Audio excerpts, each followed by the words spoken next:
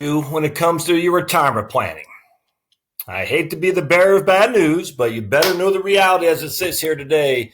Certainly not going to be Pollyanna here. And when you come to Heritage Wealth Planning YouTube channel, you expect the truth. And if you can't handle the truth, this is not the channel for you. So I am going to share an article that will scare you into, if nothing else, it'll scare you out of complacency. If you're complacent about your retirement plan, this hopefully will rock you out of that for sure. Now, just being scared of something and recognizing the risks that are out there doesn't mean it's imminent or even inevitable. You can make adjustments to your retirement plan to fix things if they're going awry.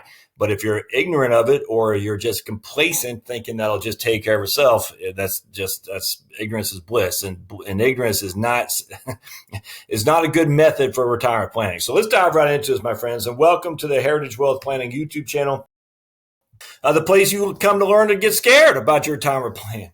Now, look, as always, I want you to retire. I want you to get out of that crappy old job and go do what you enjoy, without question. I'm not one of these naysayers like, oh, you need $10 million. That's silly. But with that said, if we're using retirement projections of the past and extrapolating that going forward, we need another train of thought, because that simply isn't going to work as we go forward. And I'll share with you right now why. There's many articles out there, but this is from a man, Joe Tomlinson. Joe comes to us from Maine. I'll show you a picture of old Joe. And I read every time Joe writes an article, I read him because he's good. He's an actuary and financial planner from Greenville, Maine. All right, so he lives he's no longer in Maine. He's in the UK. I did not know that. I wonder when he moved to the UK. All right. Well, anyway, so he's in the UK now. That's funny. I did not know he moved out that way. But anyway, anytime he writes something, it's on my must read. So you got a guy named Wade Pfau, Michael Kitces, Joe Tomlinson. A couple other guys been drawing a blank on. But anyway, whenever they write something, I read it. I read it the day it comes out. So this came out, yesterday? All right. Retirement risk assessment. History is not a guide. So let me give you the cliff notes on the beginning introduction, and then we'll go into his topic I want to talk about that will scare you. So Joe basically uses a Bill Bengen study from 1994 in the Journal of Financial Planning to determine withdrawal rates using historical data. And Bengen's the whole point of the 4.4% rule, which is now the iteration today for simplicity is the 4% rule, was he used a 30-year period going back to 1926 with 60% stocks and 40% bonds. The 60% stocks was the S&P 500, the 40% bonds were the intermediate term government bond. And then he rebalanced them every year. And his history said that if you were to live for 30 years, you could take this, what's called a safe withdrawal rate, SWR. You could take 4%. We're just going to say 4% for simplicity off each and every year, adjusted for inflation, and never run out of money. That was the SWR. So what my man Joe says, that's great. We're going to do two things, though, because the 30-year in 1994, when Bengen wrote this, and you can click on the link to read the initial article, which really changed the dynamics of financial planning. You can read that. But anyway, the 4%, the rule back then was you're going to have someone living from 65 years old, for 30 years, so basically he's 95. And the idea of someone living for 30 years in retirement, or a couple living 30 years of retirement, was very, very conservative.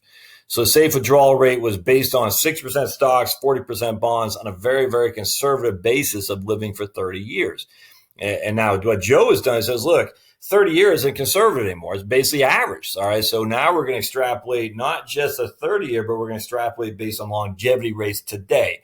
So an average person living who's married, husband, wife, married at 65 today, we're going to extrapolate that on numbers today, which will put more stress on the portfolio because 30 years simply isn't enough.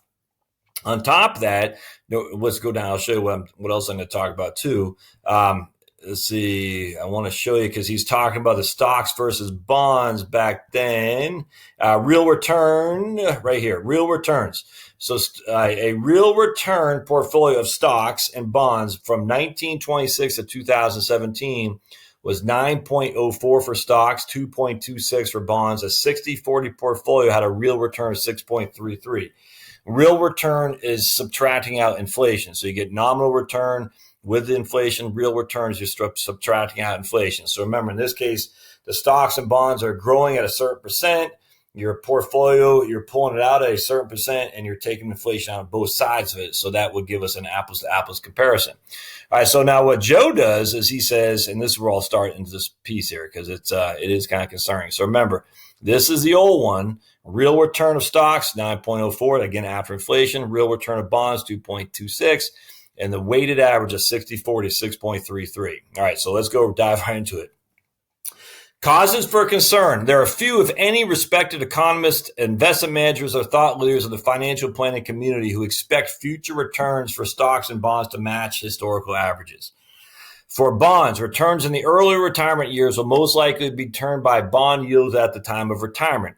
And it is returns in the early years that have the biggest impact on retirement outcomes. Yields on 10-year Treasury inflated protected securities TIPS are 0.86 as of September 2018.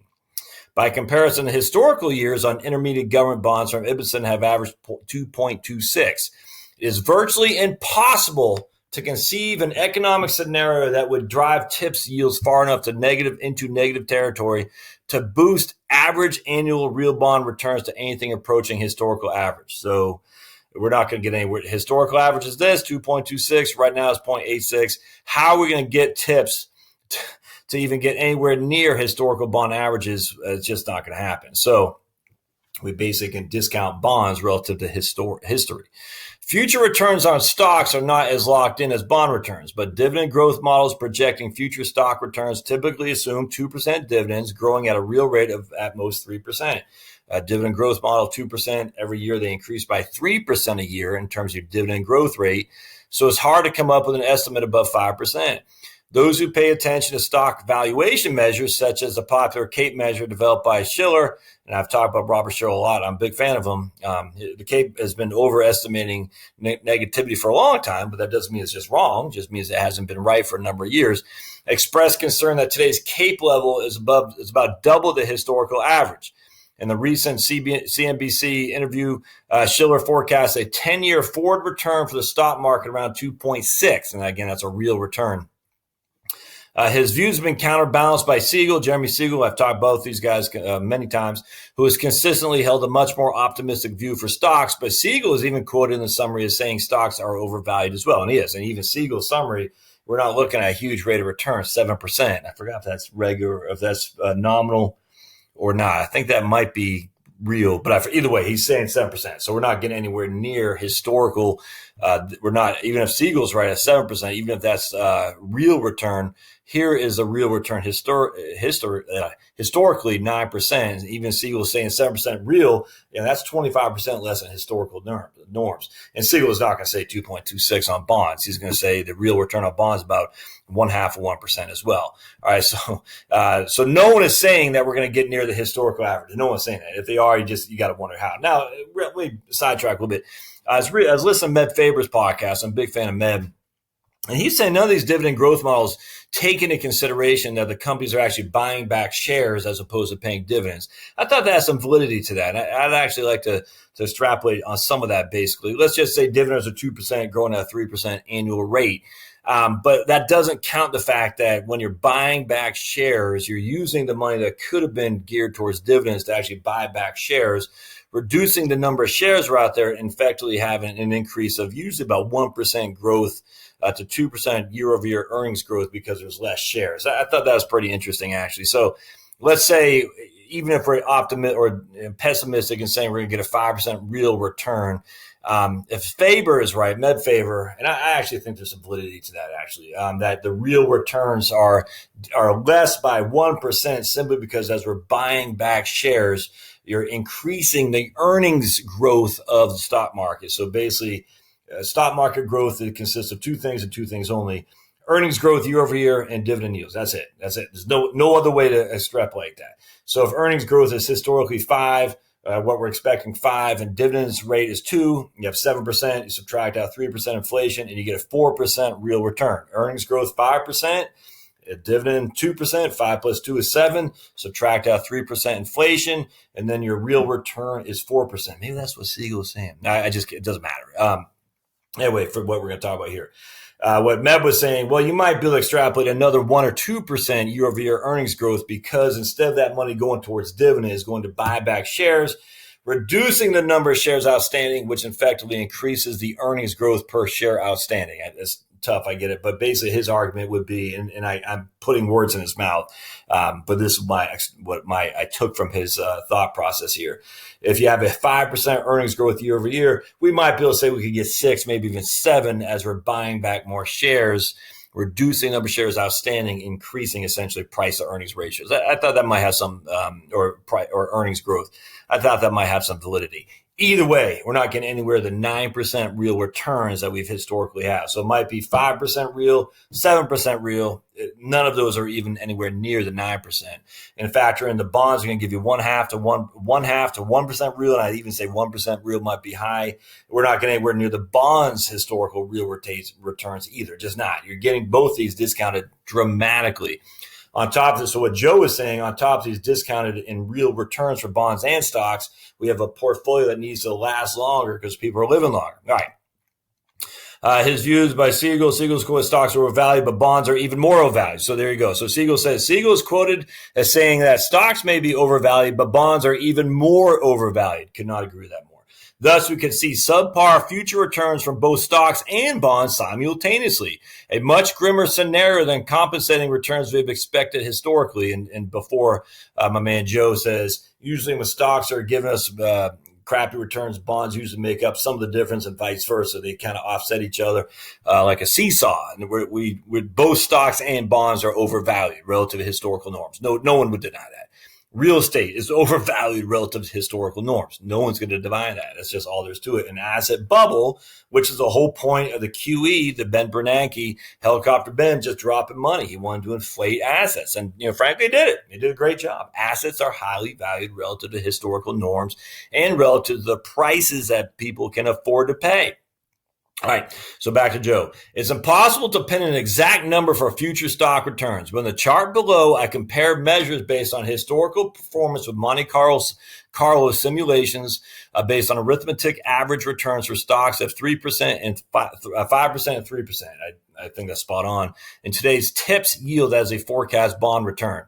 All right, so just real quick, a Monte Carlo is simply we're going to have 10,000 random sequence of random events. So we're going to say it could be 1,000, could be a number, but in this case, we're going to run 10,000 random returns. So each year has its own, just all kinds of stuff going on, 10,000 different times, completely random.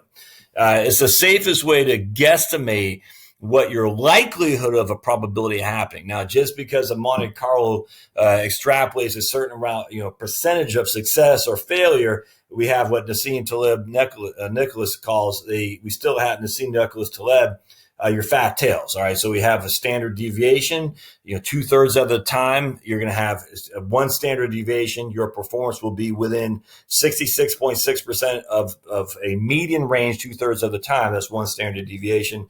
2 standard deviations and 95% of the time, and 3 standard deviations, I think it's 99.6 or something like that.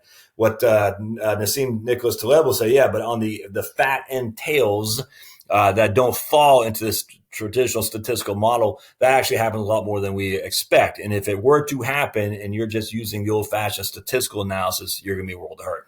But this is the best we can do. Monte Carlo will give us a percentage of likely events that happen, and we can make a statistical assumption based on that. Recognize it might never come to fruition, but we got to start someplace. And so Joe starts with real returns of stocks at 5 and 3%, and then tips give us 0.8. So what he says is source of returns, historical real returns for stocks, bonds, weighted average. Forecast 5% real return for stocks, bonds, weighted average. Forecast 3% returns for stocks, bonds, weighted average. So you can see this is half. Forecast of 5% real return is half a historical average. Forecast of a 3% real return is 1/3 of historical averages. And we're living longer. The portfolio needs to survive even that much longer. We see that the forward-looking failure percentages increase dramatically. I also calculated failure ages when funds would be depleted for the 65-year-old couple taking the 4% rule withdrawals. We also, if we use a 5th percentile failure ages as a measure of risk, we say historically we'd fall just short of 30 years, very similar to the worst failure ages in the prior chart. So basically, if 95% of the time we succeed and 5% of the time we fail, we still fall just short of 30 years. very similar to the worst failure ages in the prior years. And so the worst failure ages was here in 1966. If I can, oops, I went too far. If I can show it to you. So this is the worst failure right there. So here we have real stock returns, the worst failure in 1966, real bond returns, a weighted average, and we failed 61% of the time if you would have retired in 1966 based on these numbers, and failure age 93. So we fell from 65 to 93. So we ran out of money in 28 years. And that's the worst case scenario historically. Today, he's saying we still in the 95th percentile.